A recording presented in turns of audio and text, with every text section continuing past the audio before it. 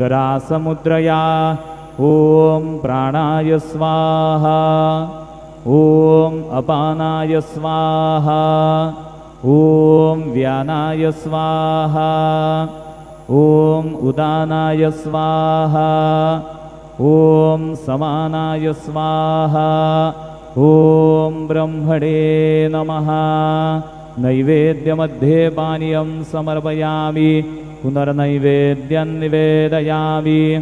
ॐ प्राणाय स्वाहा ॐ अपानाय स्वाहा ॐ व्यानाय स्वाहा ॐ उदानाय स्वाहा ॐ समानाय स्वाहा ॐ ब्रह्मणे नमः।